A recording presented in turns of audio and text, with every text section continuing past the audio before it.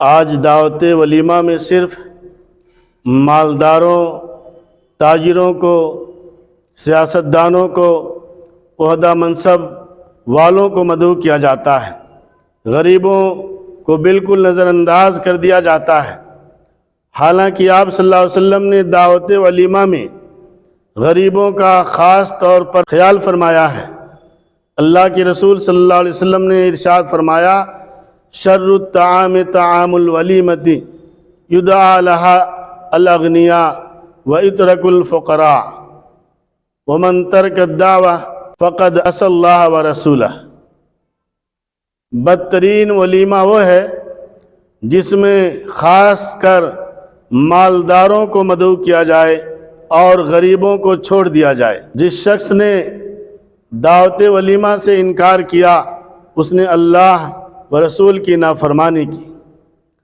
آج کل غریبوں کو تو دہم چہلم برسی کے موقع پر پوچھا جاتا ہے، ابا اماں کے نام پر کھانا کھلاتے وقت وہ غریبوں کا خیال کر لیا جاتا ہے۔ اب تو دہم چہلم میں بھی غریبوں کو بھول جاتے ہیں۔ یہ دعوت بھی رشتہ دار مالدار لوگ کھاتے ہیں۔ جناب محمد رسول اللہ صلی اللہ علیہ وسلم نے ہر موقع پر غریبوں کا خیال کیا ہے۔ عید الفطر کے موقع پر آپ صلی اللہ علیہ وسلم نے غریبوں کا خیال کیا، عید الاضحیٰ کے موقع پر آپ صلی اللہ علیہ وسلم نے غریبوں کا خیال کیا، رمضان المبارک کے موقع پر اللہ کے رسول صلی اللہ علیہ وسلم نے غریبوں کا خیال کیا، زکوٰۃ نکالتے وقت آپ صلی اللہ علیہ وسلم نے غریبوں کا خیال کیا، شادی کے موقع پر آپ صلی اللہ علیہ وسلم نے غریبوں کا خیال کیا۔ ہم بھی اس سنت کو زندہ کریں، خوشی کے موقع پر غریبوں کو بھی اپنی خوشیوں میں شامل کریں۔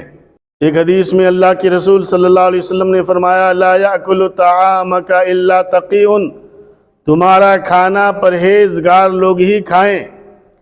آج کل نمائش زیادہ ہے، لوگ اسٹیٹس مینٹینس کرتے ہیں، جو سوٹ بوٹ والے ہوتے ہیں ان کی دعوت کی جاتی ہے، وی آئی پی لوگوں کو اسپیشل انوائٹ کیا جاتا ہے۔